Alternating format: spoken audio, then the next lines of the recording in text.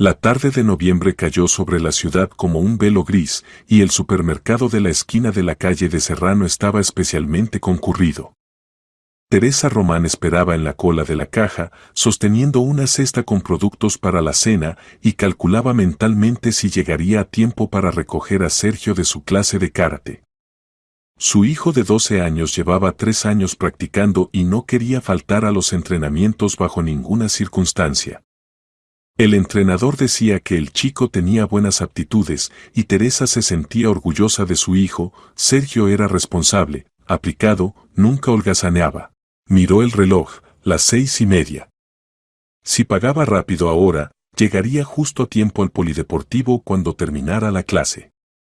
Rafael normalmente recogía a Sergio los martes y jueves, pero ahora su marido estaba de viaje de negocios y todas las responsabilidades recaían sobre los hombros de Teresa. Sin embargo, estaba acostumbrada a arreglárselas. Su trabajo como contable en una empresa comercial le había enseñado a planificar con precisión y a mantener bajo control docenas de tareas simultáneamente. La cola avanzaba lentamente. Delante de ella, una anciana colocaba las compras en la cinta transportadora con parsimonia, luego buscaba el monedero en su bolso con la misma lentitud. Teresa esperaba pacientemente, repasando mentalmente la lista de tareas para la noche: recoger a su hijo, calentar la cena, revisar los deberes de matemáticas, lavar el uniforme deportivo. «Teresita». Resonó una voz conocida detrás de ella, y Teresa sintió que alguien le daba unas palmaditas en el hombro. Se dio la vuelta y vio a su vecina Amparo Beltrán, que vivía un piso más arriba. La anciana siempre estaba al tanto de todas las noticias del vecindario y le encantaba charlar de esto y aquello. La vecina tenía un rostro bondadoso y acogedor, pero sus ojos siempre miraban con una curiosidad especial, como si viera más de lo que decía. «Hola, Amparo», Teresa asintió, intentando ser educada pero sin fomentar demasiado una conversación larga. Ya tenía un horario apretado, y las charlas con la vecina podían alargarse mucho. «Ay, qué seria estás», rió la vecina, abriéndose paso más cerca y poniendo su cesta al lado. «Si llevamos años viviendo cerca». «¿Cómo van las cosas? ¿No te está agobiando el trabajo?» «Gracias, todo bien». «Hay mucho trabajo, pero voy tirando», Teresa sonrió, esperando que la conversación terminara ahí. «¿Y tú, Rafael, cómo está?» «Hace tiempo que no lo veo por el barrio», continuó Amparo, sacando de su cesta un paquete de galletas y examinando la etiqueta. «Rafael también está bien», respondió Teresa mecánicamente, moviendo su cesta hacia adelante junto con la cola. La vecina asintió, pero su sonrisa se hizo aún más amplia, como si conociera algún secreto que Teresa desconocía. La mujer guardó silencio, luego se inclinó más cerca, bajando la voz a un susurro confidencial. «¿Cuándo fue la última vez que estuviste en la casa de campo?» La pregunta sonó tan repentina e inesperada que Teresa se quedó desconcertada. ¿A qué venía eso de la casa de campo? ¿En la casa de campo?, preguntó frunciendo el ceño. «Hace mucho tiempo que no vamos». «2 años, tal vez incluso más. No nos da tiempo para nada, y además está abandonada. Rafael siempre dice que irá en verano, que arreglará las cosas, quizá repare el tejado, pero todo se va posponiendo». Teresa decía la verdad. La casa de campo les había llegado de los padres de Rafael, una casita pequeña en una urbanización a 40 kilómetros de la ciudad. Antes iban cada fin de semana. Sergio era pequeño, corría por el terreno, ayudaba a regar los bancales. Pero en los últimos años la casa había estado abandonada, no había tiempo y tampoco muchas ganas. La ciudad absorbía toda su atención. «Ve hoy», dijo Amparo, y su voz se volvió completamente seria, sin la ligereza parlanchina de antes. «Pero por la noche. Para darle una sorpresa a tu marido». Teresa ya había abierto la boca para objetar: «Pero si mi marido está de viaje». Sin embargo, se contuvo a tiempo. Las palabras se le atascaron en la garganta. Algo en la entonación de Amparo, en cómo había pronunciado esa frase, hizo que Teresa se callara y pensara. La vecina no podía saber que Rafael se había ido. Teresa no había hablado de ello. Por lo tanto, no se trataba de ninguna sorpresa. Se trataba de otra cosa. De algo que Amparo sabía, pero no quería o no podía decir directamente. ¿Por la noche? Preguntó Teresa lentamente, intentando captar la mirada de la vecina y entender qué se ocultaba detrás de esas palabras. Exactamente por la noche, confirmó Amparo con un asentimiento significativo. Lo entenderás tú misma cuando llegues. No te arrepentirás. Y no dijo nada más. Simplemente se dio la vuelta y se fue a otra caja donde la cola era más corta, dejando a Teresa completamente desconcertada. ¿Qué había sido eso? ¡Qué sorpresa! ¿Y por qué precisamente por la noche? ¿Por qué esa insistencia tan extraña? Teresa pagó automáticamente, metió las compras en bolsas y salió de la tienda, pero sus pensamientos no estaban para nada en los productos.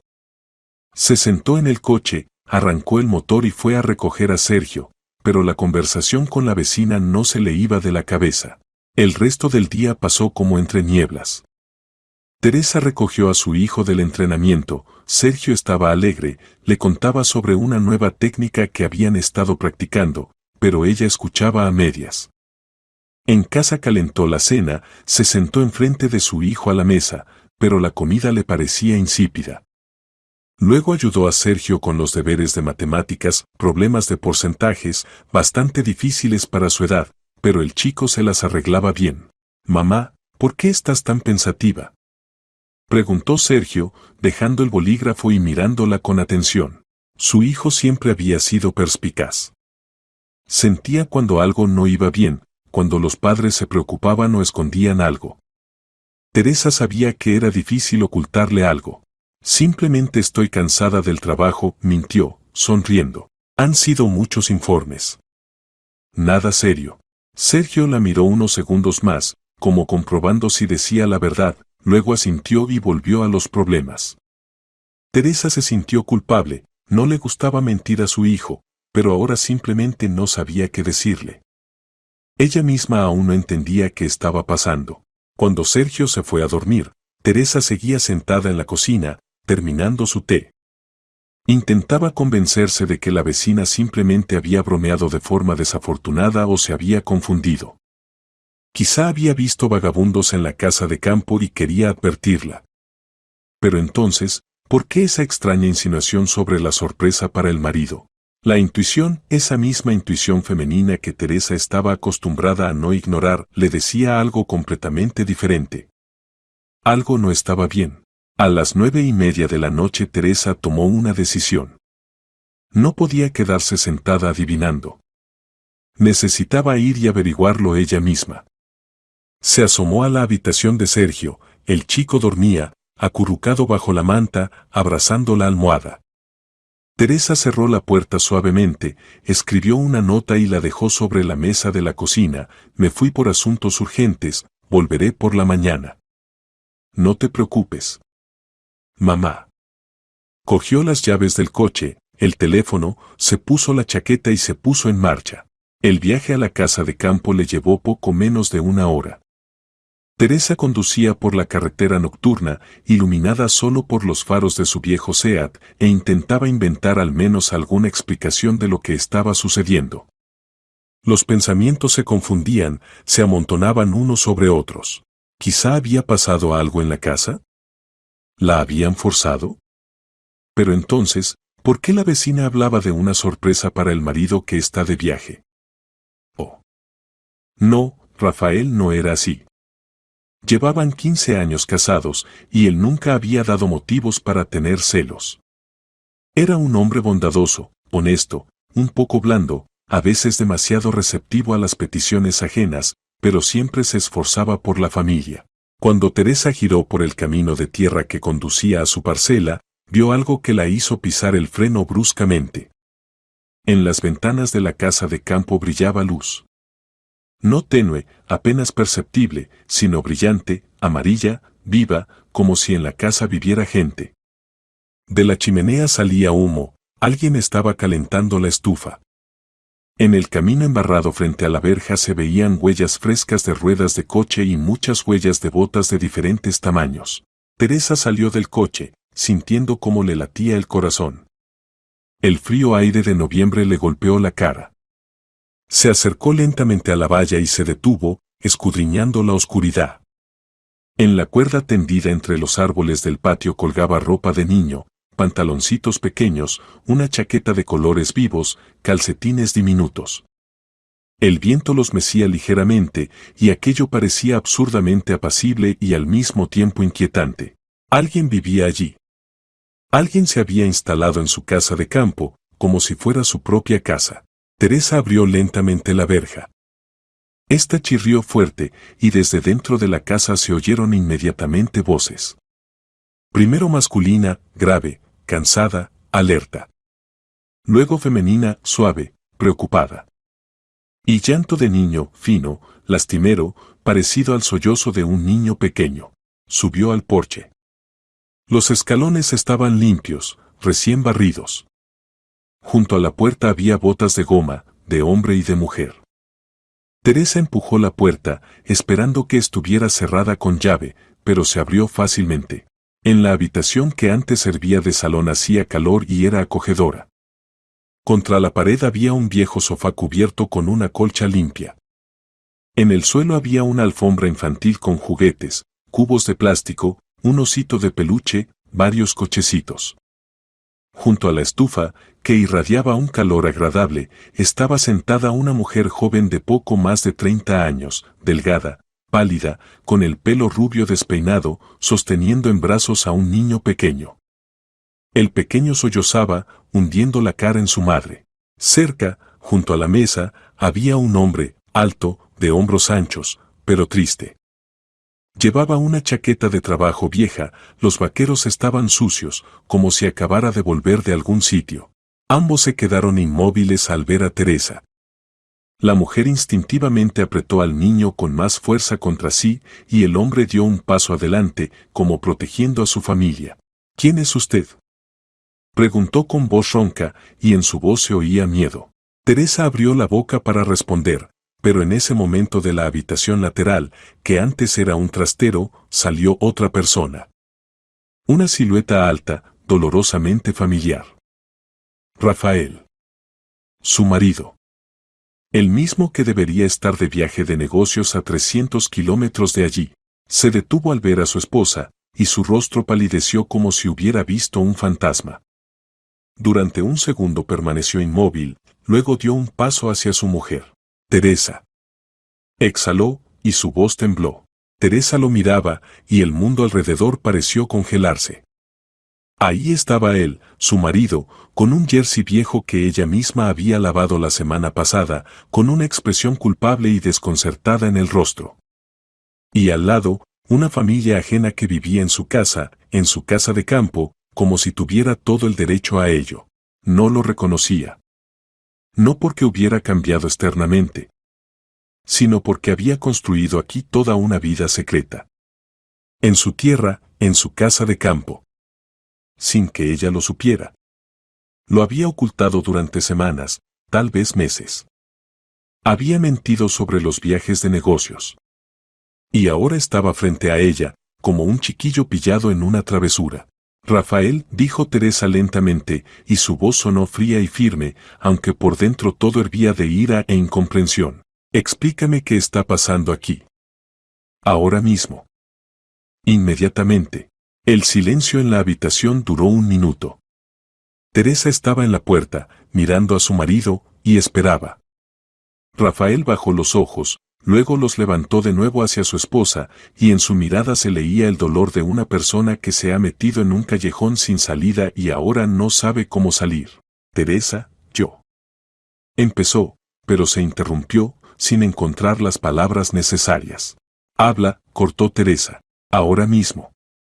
¿Quiénes son estas personas? ¿Por qué viven en nuestra casa de campo? ¿Y por qué me has mentido sobre el viaje de negocios? Rafael suspiró pesadamente y asintió al hombre que seguía de pie junto a la mesa en posición defensiva. Este es Vicente. Vicente Pascual. Mi amigo. Nos conocemos. Desde la infancia. Era como un hermano para mí. Luego nos separamos, nos perdimos el rastro, y ahora nos hemos reencontrado. Teresa dirigió la mirada al desconocido. Vicente parecía agotado al límite, profundas arrugas en la frente, mejillas hundidas, manos cubiertas de callos y rasguños. Era un hombre que trabajaba hasta la extenuación y llevaba mucho tiempo sin conocer un descanso normal. Y esta es Clara, su esposa, continuó Rafael, asintiendo hacia la mujer con el niño. Y su hijo Ignacio. Tiene 3 años. Clara se levantó con cuidado del sofá, todavía apretando al pequeño contra sí. El niño había dejado de llorar, pero sorbía por la nariz, mirando a Teresa con grandes ojos asustados. La mujer estaba muy delgada, casi demacrada, en su mirada se leía una mezcla de miedo y desesperación. «Hola», dijo Clara en voz baja. «Perdónenos, por favor. No queríamos». «Espere», Teresa levantó la mano, deteniéndola. «Primero que hable mi marido». «Rafael, te escucho. Y necesito la verdad. Toda la verdad». Rafael asintió, se acercó a la mesa y se dejó caer pesadamente en una silla. Vicente se sentó frente a él y Clara permaneció de pie, meciendo a su hijo. «Quería hacerlo bien», empezó Rafael, y su voz estaba llena de culpa. «Pensé que podría resolver todo yo solo, sin molestarte. Pensé que sería por poco tiempo. ¿Sin molestarme?». Teresa sintió como algo se rompía por dentro. «Has alojado a gente extraña en nuestra casa de campo, me has mentido sobre viajes de negocios, ¿y eso se llama no molestar? Habla claramente. ¿Qué ha pasado?». Vicente levantó la cabeza y miró a Teresa. En sus ojos había tanto dolor que ella involuntariamente dio un paso atrás. «Es culpa mía», dijo con voz ronca. «Todo empezó hace 1 año. A mi padre le diagnosticaron cáncer. 4ª fase. Los médicos decían que en España no podrían ayudarlo, necesitaba una operación en el extranjero. Cara. Muy cara». Se calló. Clara cerró los ojos, y una lágrima resbaló por su mejilla. «Empecé a buscar dinero», continuó Vicente. «Fui a todos los bancos, pero me rechazaban en todas partes. El historial crediticio no era ideal, el sueldo insuficiente para esa cantidad. Estaba desesperado. Mi padre se moría, y yo no podía hacer nada. Y pediste prestado a otra gente», dijo Teresa en voz baja, empezando a entender. «A gente que da dinero sin hacer demasiadas preguntas», asintió Vicente. Sabía que era peligroso. Pero no había otra salida. Me dieron 3 millones de euros. Con intereses enormes, por supuesto, pero me los dieron. Rafael estaba sentado, con la cabeza baja, y callaba. Teresa se acercó más, se sentó en una silla frente a los hombres. «¿Y qué pasó después?», preguntó, aunque ya lo adivinaba. «Fuimos a Alemania», continuó Vicente, y su voz tembló. «Hicieron la operación. Mi padre pasó por un infierno. Los médicos lucharon 3 meses. Pero murió de todos modos. El cáncer resultó ser demasiado agresivo. Las metástasis se extendieron más. Gastamos todo el dinero, los 3 millones, y no pudimos salvar a mi padre». Clara sollozó, hundiendo el rostro en la coronilla de su hijo. Ignacio se removió en sus brazos, y ella le cantó en voz baja una nana, calmándolo. «Enterré a mi padre en nuestro pueblo», Vicente suspiró. «Y entonces empezó lo más terrible. Esa gente de la que tomé el dinero empezó a exigir la devolución. Con intereses, la deuda creció hasta 4,5 millones. Intenté explicar que necesitaba tiempo, que devolvería gradualmente, pero no escuchaban. Vinieron a nuestra casa», intervino Clara, y sus palabras sonaron como un susurro. «Amenazaban. Decían que si no devolvíamos el dinero, entonces sufriría no solo Vicente, sino también yo y Nacho. Nos dieron 1 mes». Teresa sintió como un escalofrío le recorría la espalda. Había oído hablar de tales historias, las había leído en las noticias, pero nunca pensó que se encontraría con esto tan de cerca. «Vendimos el piso», continuó Vicente. 2 habitaciones, en un barrio normal. Sacamos 2,5 millones. Devolvimos ese dinero, y al final quedaba por devolver todavía 1 millón. No nos quedó nada. Clara hablaba en voz baja, pero cada palabra estaba impregnada de desesperación. «Ni piso. Ni dinero. Ningún lugar donde vivir. Pasamos noches en casas de conocidos, luego en hostales, hasta que el dinero se acabó completamente. Y entonces llamé a Rafael. Vicente miró a su amigo. No pedía dinero. Solo quería desahogarme. Hacía muchos años que no nos veíamos, pero era como un hermano para mí en la infancia. Rafael finalmente levantó la cabeza y se encontró con la mirada de su esposa. No podía abandonarlo, Teresa dijo, y en su voz se abrió paso una súplica de comprensión. Les propuse que vivieran en la casa de campo, continuó Rafael, temporalmente. Pensé que 2 o 3 meses, hasta que encontraran una salida. La casa de todos modos está vacía, y ellos realmente no tenían dónde vivir. Vicente trabaja de día en la construcción, de noche hace de taxista. Intenta ganar aunque sea algo, para pagar la deuda. ¿Pero por qué no me lo dijiste? En la voz de Teresa se abrió paso el resentimiento. ¿Por qué mentiste sobre el viaje de negocios? ¿Por qué ocultaste todo esto? Rafael se levantó, se acercó a su esposa, tomando sus manos en las suyas. Porque tenía miedo, confesó. Tenía miedo de que te opusieras. Tenía miedo de que dijeras que es peligroso, que no se puede tener contacto con gente que tiene tales problemas. Y no quería ponerte ante una elección. Pensé que lo resolvería todo yo solo. Decidiste por mí. Teresa liberó sus manos. Tomaste una decisión que afecta a toda nuestra familia, a nuestra propiedad, y no pediste mi opinión. Como si mi opinión no importara. Lo sé. Rafael bajó la cabeza.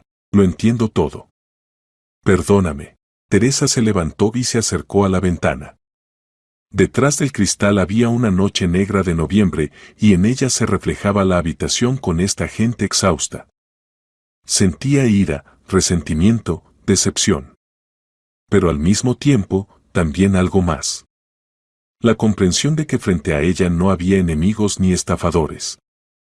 Frente a ella había una familia que había caído en una situación terrible e intentaba sobrevivir. ¿Cuánto tiempo llevan viviendo aquí?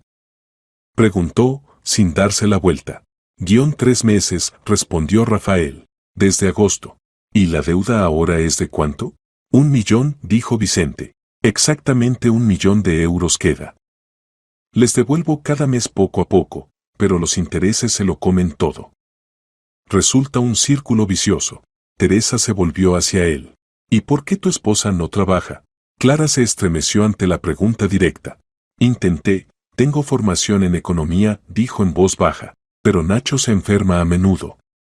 Bronquitis, resfriados. El sistema inmunitario débil. No se le puede llevar a la guardería, ¿por qué?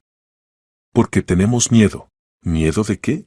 De que nos encuentren. Vicente apretó los dientes. Si matriculamos al niño en la guardería, tendríamos que indicar una dirección de registro, presentar documentos. Y esa gente tiene sus contactos.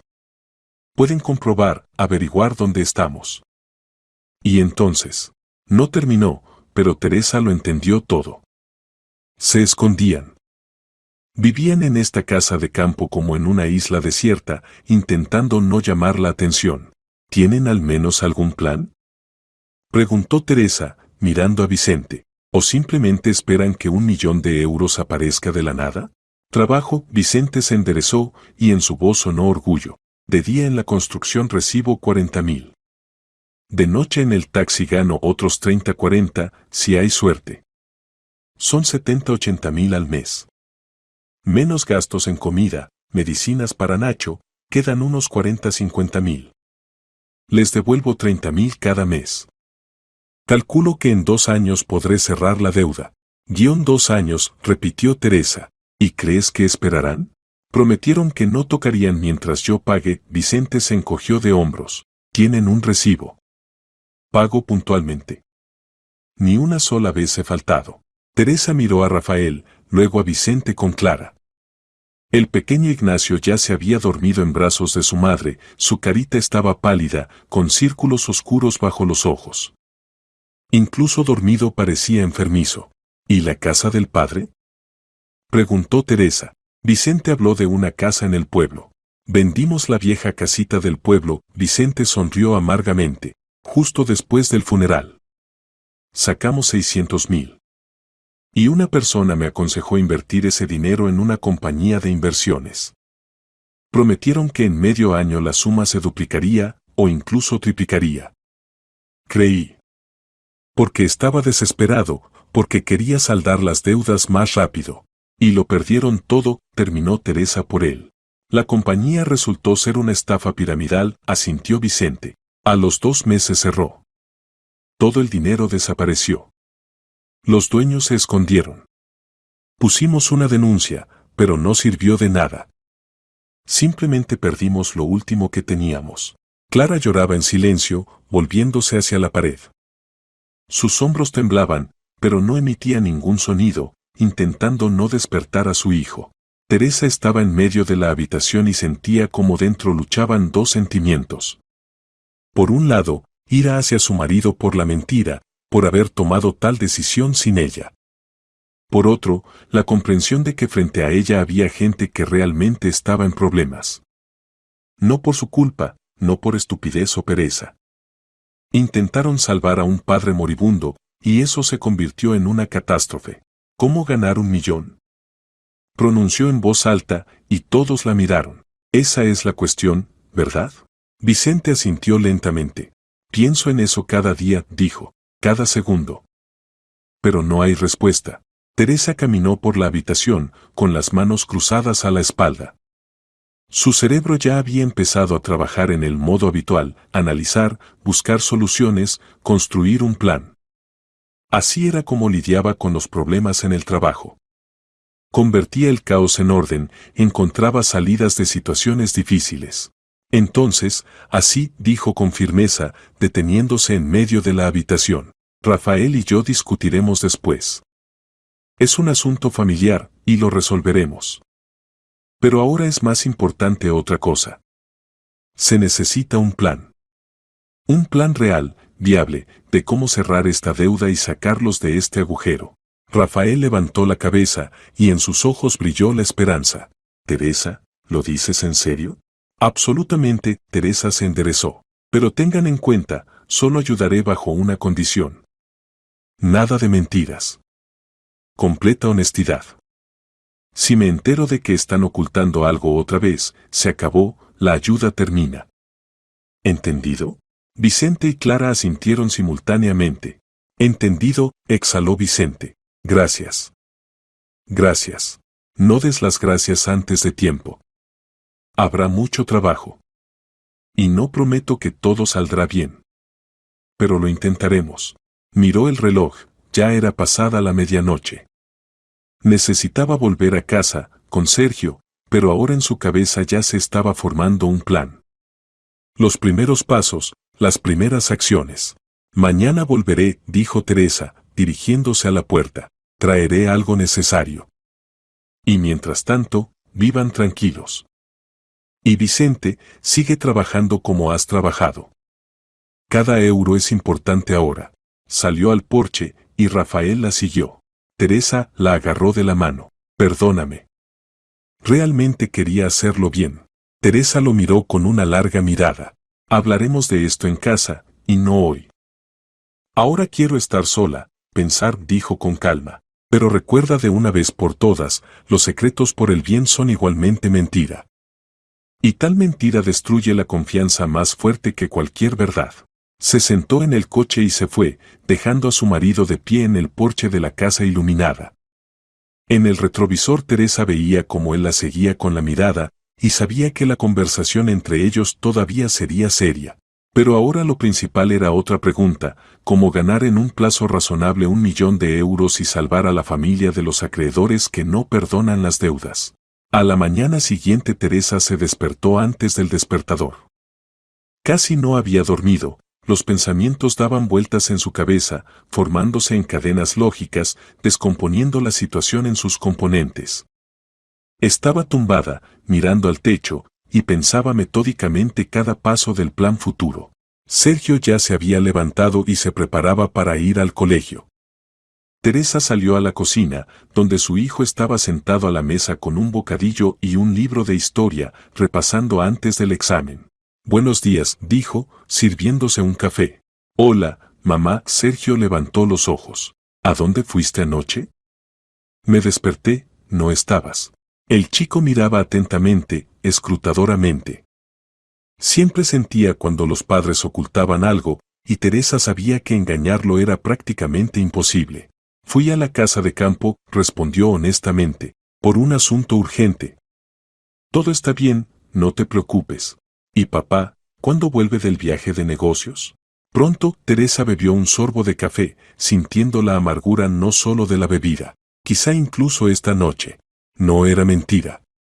Rafael necesitaba volver a casa y tenían que hablar seriamente. Sobre la confianza, sobre la familia, sobre lo importante que es tomar decisiones juntos y no en solitario. Después de despedir a Sergio al colegio, Teresa se preparó para ir al trabajo. Durante todo el camino a la oficina estuvo pensando en los detalles. Necesitaba actuar con cuidado para no perjudicar a Vicente y su familia, pero al mismo tiempo de forma rápida y eficaz. El día de trabajo comenzó con una reunión. Teresa participó en la discusión de los informes trimestrales, respondió a las preguntas de los colegas, pero parte de su conciencia estaba ocupada con algo completamente diferente. Cuando la reunión terminó, se quedó en el pasillo y esperó a Dolores Aguilar, la jefa de contabilidad. Dolores era una mujer de 40 años, estricta pero justa. Llevaba 10 años al frente del departamento y se manejaba perfectamente no solo con los números, sino también con la gente. Teresa sabía que si había que buscar ayuda, era precisamente de ella. Dolores, ¿puedo hablar contigo? Teresa se puso a la altura de la jefa. Por supuesto, Teresa. ¿Problemas con los informes? Dolores se detuvo, mirándola atentamente. No, las cuestiones de trabajo están bien. Solo. Quería preguntar algo. ¿Tenemos vacantes para trabajo remoto? ¿Para contables? Dolores frunció el ceño, pensó. Las hay. Normalmente cogemos para documentación primaria, para procesamiento de documentos, para conciliaciones. No es el trabajo más complejo, pero requiere atención. ¿Por qué algún conocido tuyo busca trabajo? Sí, Teresa asintió. Buena persona. Con formación. Simplemente ahora no puede trabajar en oficina, niño pequeño, se enferma a menudo, ya sabes. Dolores golpeteó pensativa con los dedos sobre la carpeta con documentos. Entiendo. Justo ahora una chica se fue de baja maternal, se ha liberado un puesto. Salario 45,000. Podemos intentarlo. Que envíe el currículum a mi correo, lo miraré. Pero, Teresa, entiendes que estás recomendando a una persona. Si algo sale mal, será también tu responsabilidad. Lo entiendo, respondió Teresa seriamente. Respondo por ella. Bien. Espero el currículum antes de fin de semana. Teresa agradeció a la jefa y volvió a su mesa de trabajo. Primer paso dado. Ahora necesitaba ocuparse del resto. En la pausa de la comida llamó a Rafael. Teresa, la voz del marido sonaba cansada y culpable. ¿Cómo estás? ¿Cómo estás, Sergio? ¿Todo bien? Escucha, necesitas volver a casa hoy. Tenemos que hablar. Hablar seriamente. Lo entiendo. Estaré sobre las 6. Bien. Y otra cosa, Teresa continuó. Necesito los contactos de esa gente a la que Vicente debe. No para reunirme, simplemente para entender con quién tratamos. Rafael guardó silencio, luego suspiró pesadamente. Teresa, es peligroso. No hace falta. Rafael, no voy a reunirme con ellos ni a llamar. Solo quiero saber.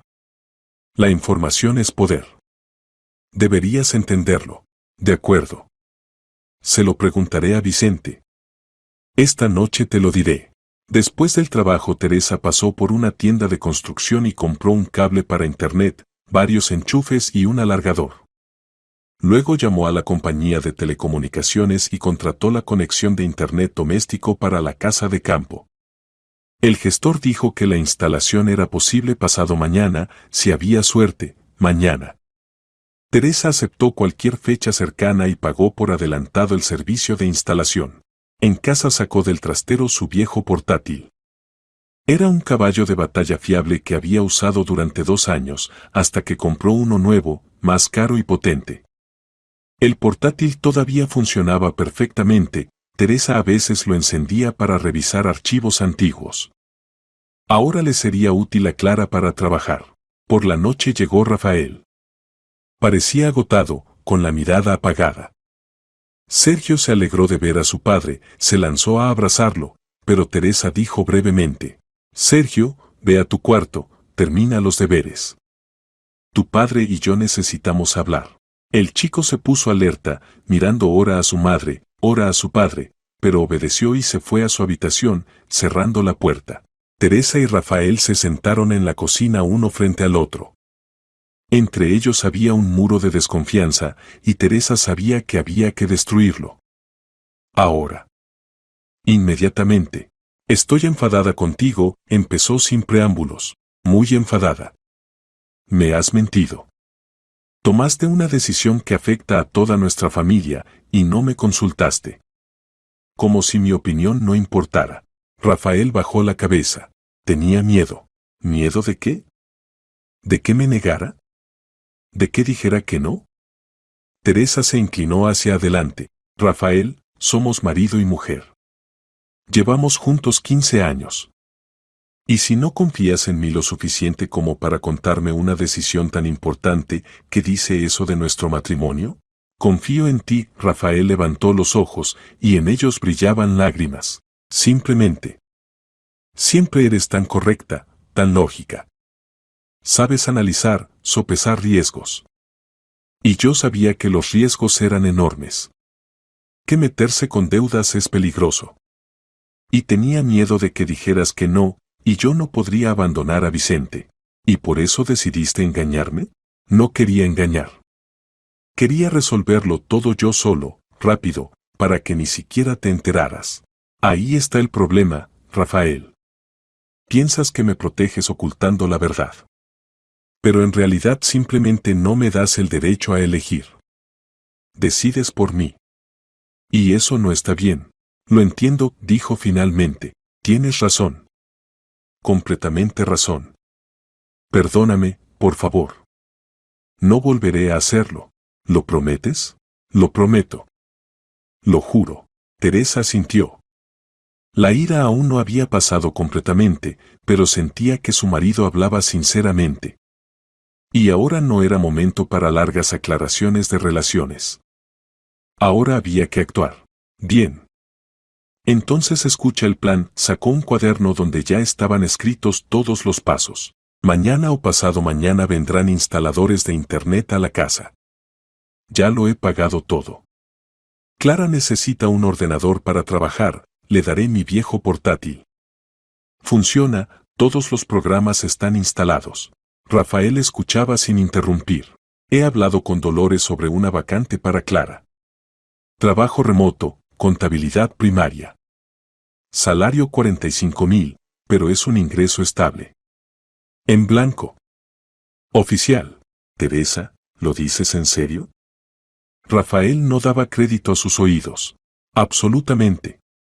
Pero hay condiciones. Clara debe enviar el currículum antes de fin de semana. Debe estar preparada para trabajar responsablemente, sin errores. Porque yo la recomiendo, y si la fastidia, me afectará también a mí. Se las arreglará, dijo Rafael con seguridad.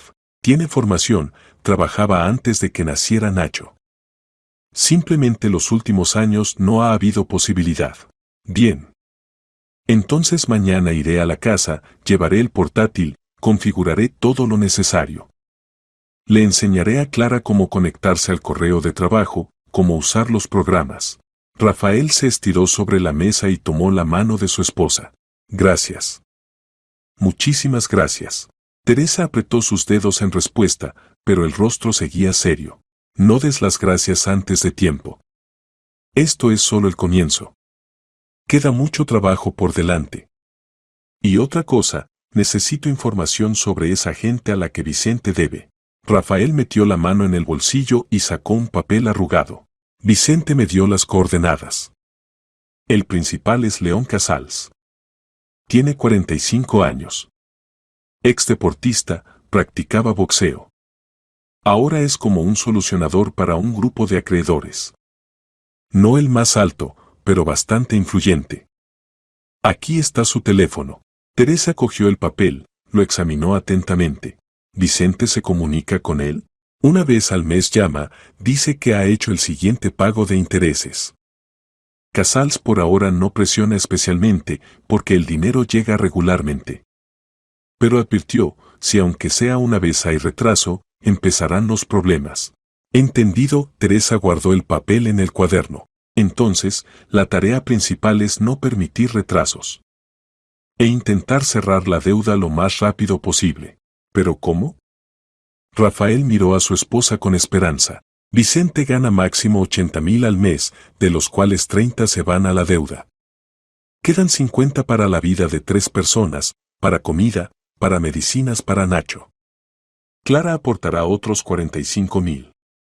Pero los gastos también crecerán, servicios de la casa, internet. He calculado, Teresa abrió el cuaderno en la página con los cálculos. Si Clara trabaja de forma remota, podrá ahorrar casi todo el sueldo. Porque los gastos principales de todos modos están con Vicente. Vicente da 30 para la deuda de intereses, más ahorrar 45,000 de Clara al mes. Para 1,000,000 eso es. En realidad, casi 2 años.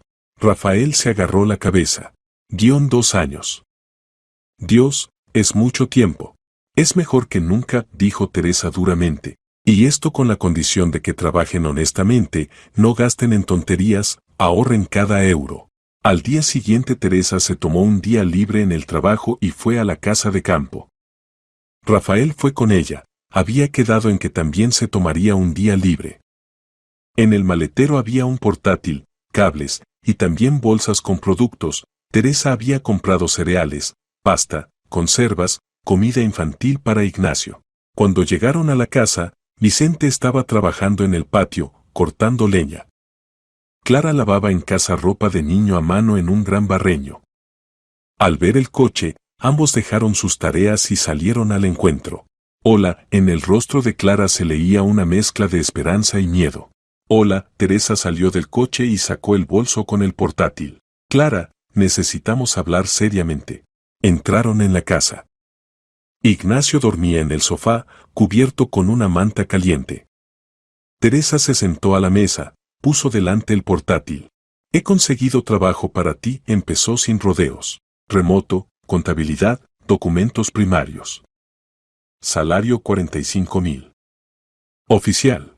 Clara se tapó la boca con la mano, los ojos se le llenaron de lágrimas. ¿Es verdad? Susurró. Verdad.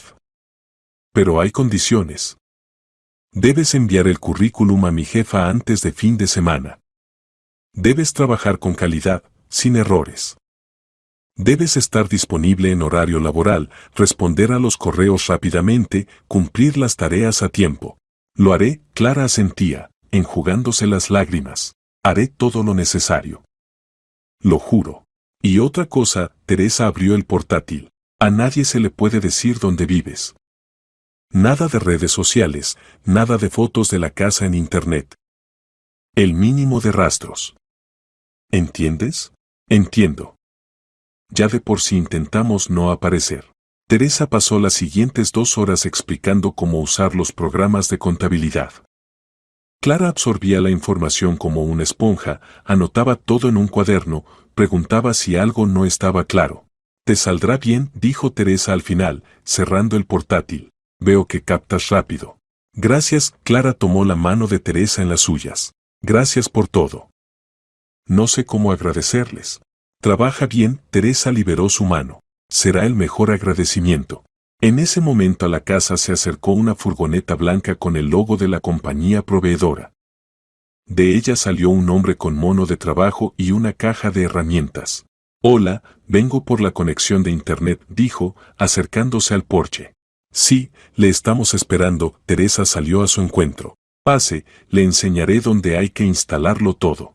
El técnico trabajó rápida y profesionalmente. Tendió el cable desde el poste hasta la casa, instaló el router, configuró la conexión. En 2 horas todo estaba listo, Internet funcionaba de forma estable, la velocidad era suficiente para el trabajo remoto. Todo listo, pueden usarlo, dijo el técnico, recogiendo las herramientas. Si hay problemas, llamen a la línea directa, el número está en el contrato. Teresa firmó los documentos, el técnico se fue, y las mujeres volvieron a la configuración del portátil y del correo electrónico. Mientras las mujeres se ocupaban del portátil, Rafael y Vicente trabajaban en la parcela. Rafael revisó la casa y entendió que había que hacer muchas cosas, aislar las ventanas, reparar el tejado, revisar el cableado. Si la familia Pascual iba a vivir allí todavía mucho tiempo, había que asegurar condiciones normales, especialmente para el niño. Traeré materiales, dijo Rafael, examinando una ventana agrietada. El fin de semana vendré y nos ocuparemos de la reparación. ¿Puedo yo solo? Empezó Vicente, pero Rafael lo detuvo. Entre dos es más rápido. Trabajaron hasta la noche. Cuando llegó la hora de irse, Teresa le recordó una vez más a Clara lo del currículum. Antes de fin de semana. No lo olvides. No lo olvidaré. Lo prometo. De camino a casa Rafael callaba, agarrado al volante. Teresa miraba por la ventanilla los paisajes que pasaban y pensaba que por delante había un largo camino. Mucho trabajo, mucha tensión, riesgo constante. ¿Pero lo conseguirían? Seguro que lo conseguirían. Porque cuando la gente no se abandona, cuando trabajan incansablemente por un objetivo común, entonces incluso 1.000.000 de euros deja de parecer una suma insuperable.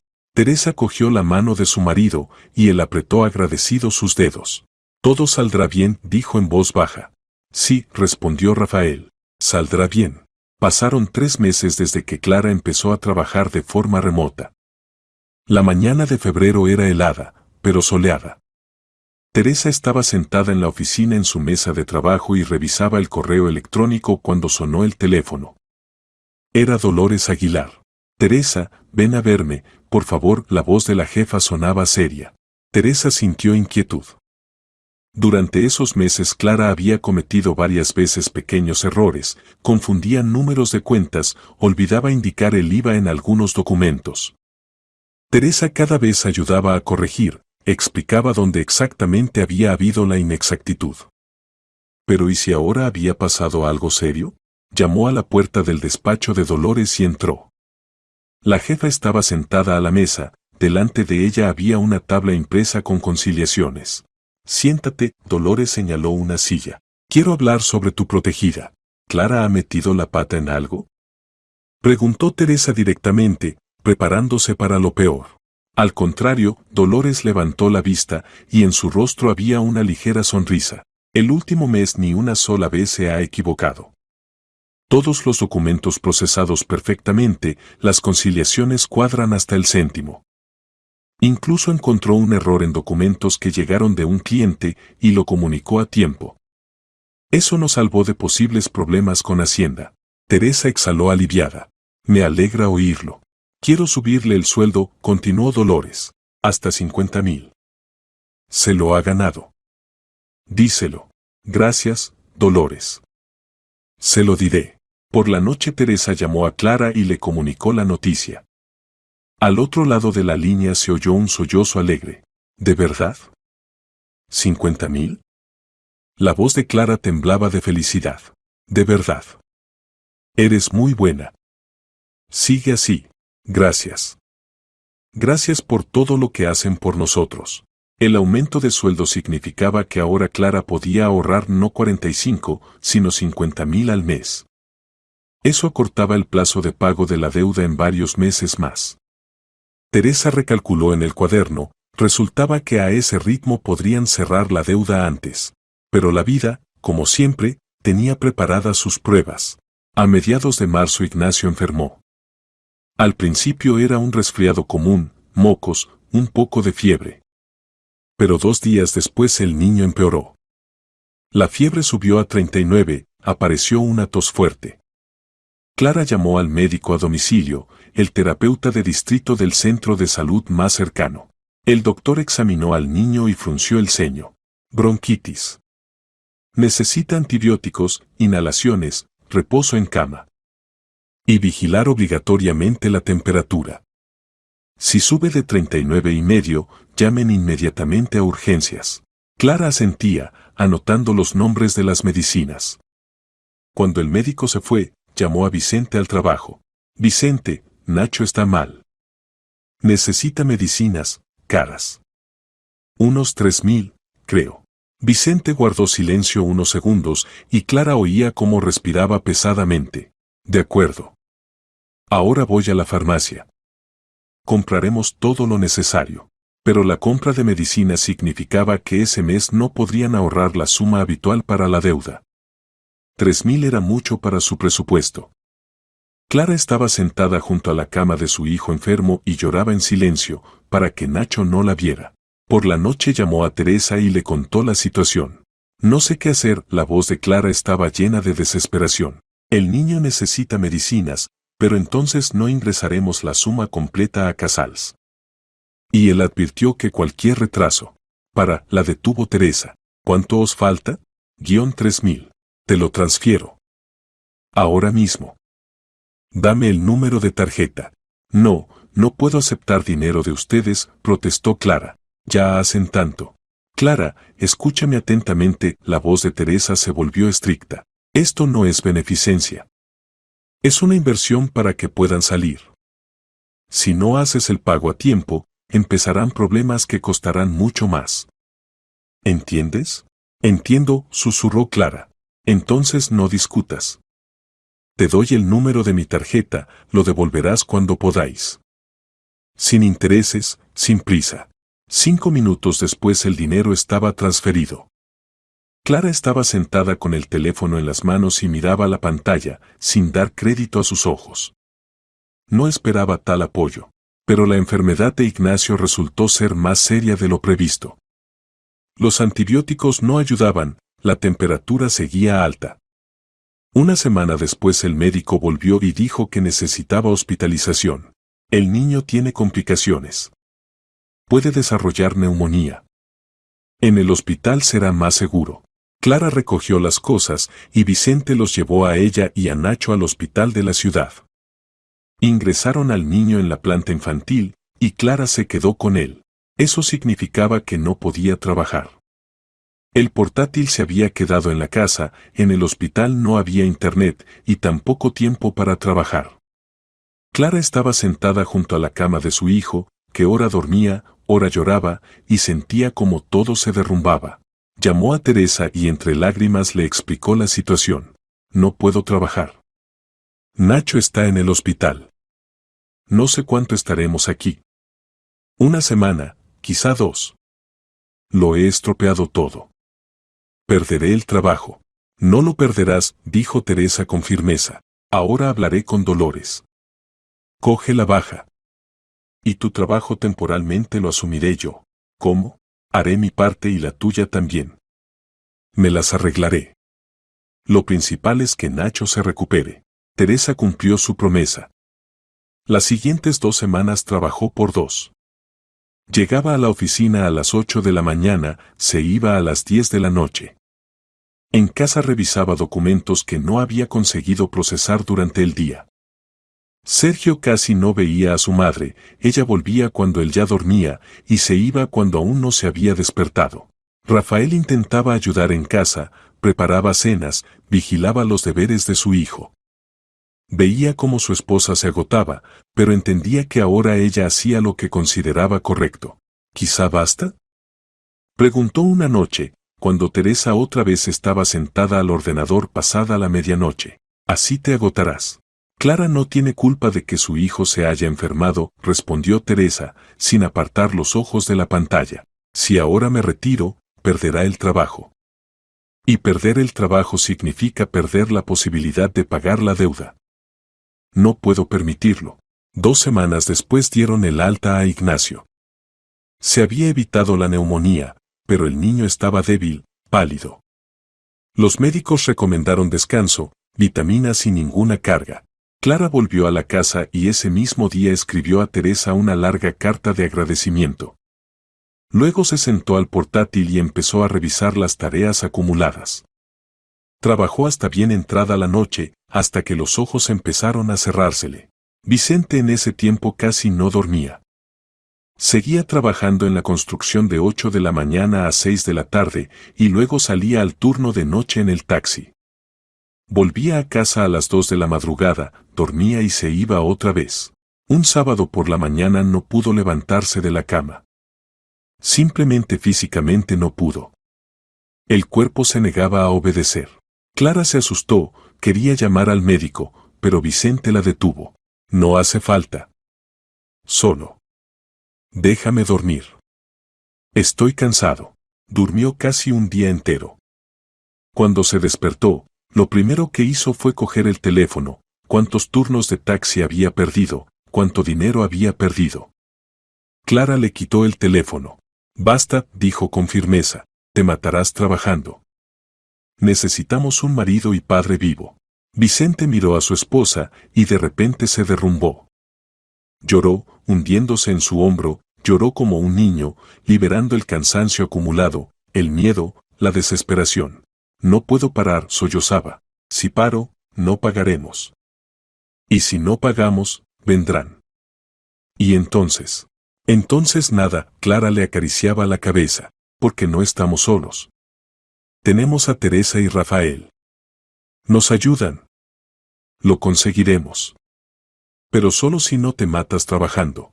Después de esa conversación Vicente redujo los turnos nocturnos de taxi a 5 veces por semana en lugar de 7. Eso disminuyó los ingresos, pero al menos dormía aunque fuera los fines de semana. Rafael, viendo que su amigo estaba al límite, asumió parte del trabajo de la casa. Cada fin de semana iba a la casa y junto con Vicente reparaba, arreglaba, acondicionaba. Aislaron todas las ventanas, sellaron las grietas de las paredes, arreglaron el tejado, pusieron un calefactor eléctrico en la habitación donde dormía Ignacio. Si van a vivir aquí todavía un año, que al menos haga calor, decía Rafael. La primavera dio paso al verano. Ignacio se fortaleció, dejó de enfermar tan a menudo. Clara seguía trabajando, Dolores valoraba su esfuerzo y responsabilidad. Vicente trabajaba en la construcción y de taxista. Ahorraban cada céntimo. Vicente cada mes ingresaba puntualmente los pagos, y León Casals de momento no mostraba signos de descontento. El otoño pasó en tensa espera. Cada mes Vicente hacía los pagos, y cada mes Casals confirmaba la recepción. Sergio para entonces ya sabía que en la casa vivía la familia de amigos de su padre. Teresa decidió que ocultárselo a su hijo de 12 años no tenía sentido, de todos modos lo sentía y entendía todo. Se sentó con él y le contó la verdad. No toda, pero lo principal, que la familia había caído en problemas, que necesitaban ayuda, que era importante. ¿Son buena gente?, preguntó Sergio. Buena gente, asintió Teresa. Simplemente les pasó una desgracia. Y a la gente no se la abandona en la desgracia. Entiendo, el chico guardó silencio. ¿Y tienen un niño? Sí, pequeño. De 3 años. Se llama Ignacio. ¿Quizá alguna vez vamos a verlos?, propuso Sergio inesperadamente. Puedo jugar con él. Seguro que se aburre solo. Teresa miró a su hijo y sintió orgullo. Así, sin palabras innecesarias, un adolescente de 12 años mostró más compasión y comprensión que muchos adultos. Pasaron casi 2 años desde aquel primer encuentro en la casa. Vicente hizo el último pago importante. En la cuenta quedaban 50,000 hasta el pago completo de la deuda. Llamó a Casals y dijo: dentro de un mes cerraré la deuda completamente. Casals guardó silencio, luego se rió. Bien hecho, Pascual. No esperaba que lo consiguieras. La mayoría se rompe a mitad de camino. Y tú lo lograste. No estuve solo, respondió Vicente en voz baja. Tuve ayuda. Entonces has tenido suerte con la gente. Espero el último pago. Y después de eso estamos en paz. Cuando Vicente contó esa conversación a Clara, ella lloró de alivio. Se abrazaron y estuvieron así largo tiempo, sin decir palabra. Ignacio corrió hacia ellos y también abrazó a ambos padres con sus manitas. Por delante asomaba la luz al final del túnel, la libertad de las deudas, la posibilidad de empezar una nueva vida. Noviembre resultó ser sorprendentemente cálido. La casa de campo se hundía en los colores amarillo-marrones del otoño tardío. Vicente hizo el último pago, y León Casals le envió un mensaje breve: estamos en paz. Suerte. Palabras simples, pero significaban el fin de toda una época de miedo y tensión. Vicente le enseñó el mensaje a Clara, y simplemente se quedaron sentados en el sofá, tomados de la mano, incapaces de creer que la pesadilla realmente había terminado. Somos libres, susurró Clara. Realmente libres.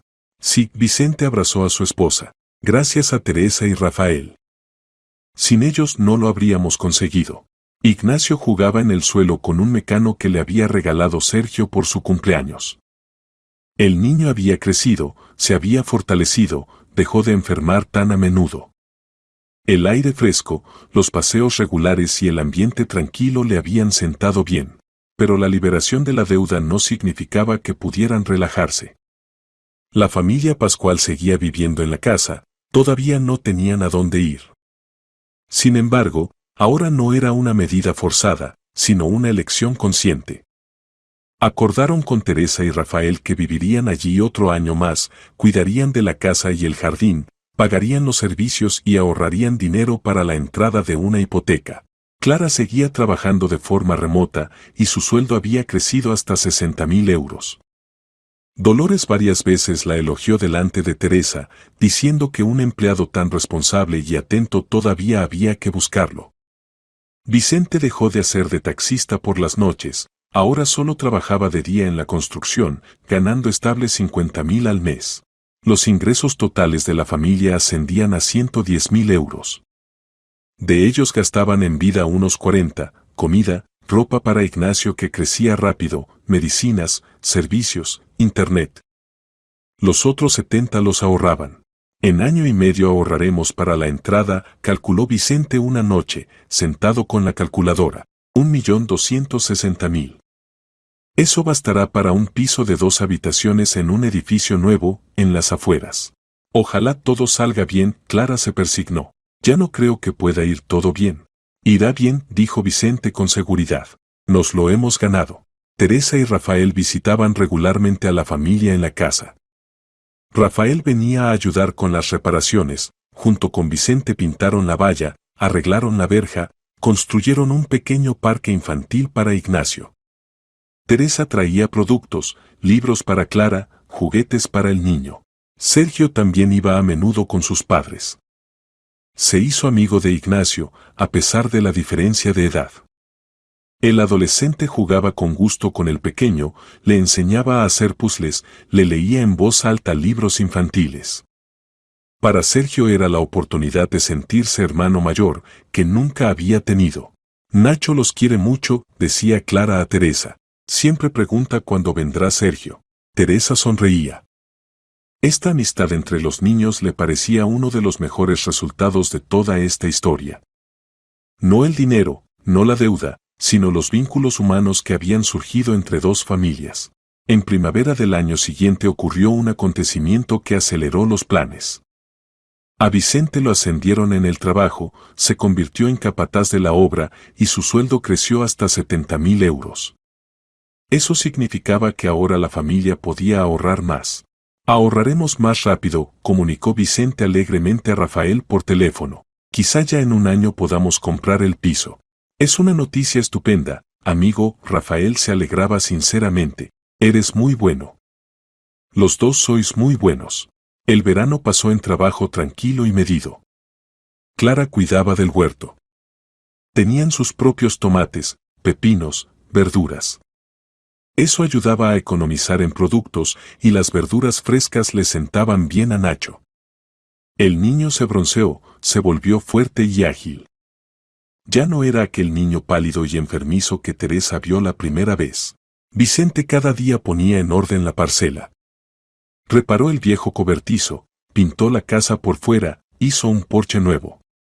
La casa, que antes estaba abandonada y triste, ahora parecía cuidada y acogedora. Has hecho de ella una monada, dijo Rafael, examinando la parcela renovada. Teresa estará encantada. Es un pequeño pago por lo que han hecho por nosotros. Vicente bajó los ojos. Todavía no puedo creer que nos hayan ayudado así. Que no nos abandonaran cuando era más difícil. ¿Y cómo si no? Rafael le dio una palmada en el hombro a su amigo. Somos personas, no bestias. A finales de año, Vicente y Clara habían ahorrado 1.300.000 euros. Era suficiente para la entrada de una hipoteca para un piso de 2 habitaciones en las afueras de la ciudad. Empezaron a buscar opciones. Miraban anuncios, iban a visitas, se aconsejaban con Teresa, que ayudaba a comprobar la limpieza jurídica de las operaciones. A mediados de diciembre encontraron una opción adecuada, un piso de 2 habitaciones en una casa nueva en las afueras, 50 metros cuadrados, luminoso, con buena distribución. Cójanlo, dijo Teresa, tras estudiar los documentos. El promotor es fiable, la casa está entregada, todo limpio. Vicente y Clara presentaron los documentos para la hipoteca y 2 semanas después recibieron la aprobación. Ahora tenían ingresos estables, trabajo oficial, y lo principal, no tenían deudas con los que no perdonan los retrasos. A finales de diciembre la familia Pascual se mudó a su piso. Vicente alquiló un pequeño camión y entre toda la familia cargaron sus escasas pertenencias. Teresa y Rafael vinieron a ayudar con la mudanza.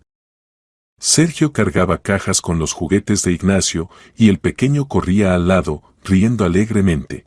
Cuando todo estuvo trasladado, estaban de pie en medio del piso vacío y Clara no podía contener las lágrimas. Propio, susurraba, mirando las habitaciones. Tenemos otra vez nuestra propia vivienda. Ya pensaba que nunca sería así.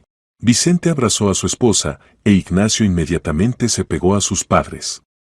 Teresa miraba esta escena y sentía calor en el pecho. Por esto merecía la pena trabajar, aguantar, ayudar.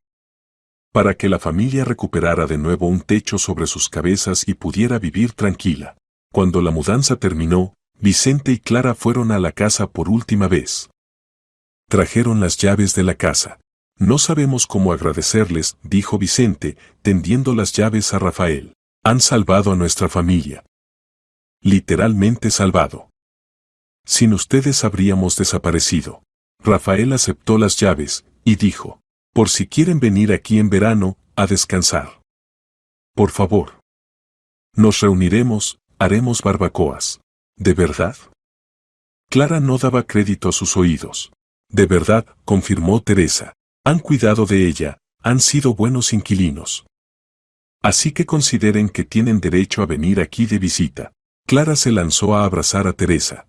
Cuando llegó la hora de despedirse, Ignacio corrió hacia Sergio y lo abrazó. «Sergio, ¿vendrás?», preguntó el pequeño. «Por supuesto que vendré», Sergio se puso en cuclillas. «Somos amigos, ¿verdad?». «¿Verdad?», Ignacio sonrió. Antes de irse Vicente propuso. «Plantemos algo en primavera. En memoria de que vivieron aquí. Para que quede aquí, en la casa». Rafael asintió.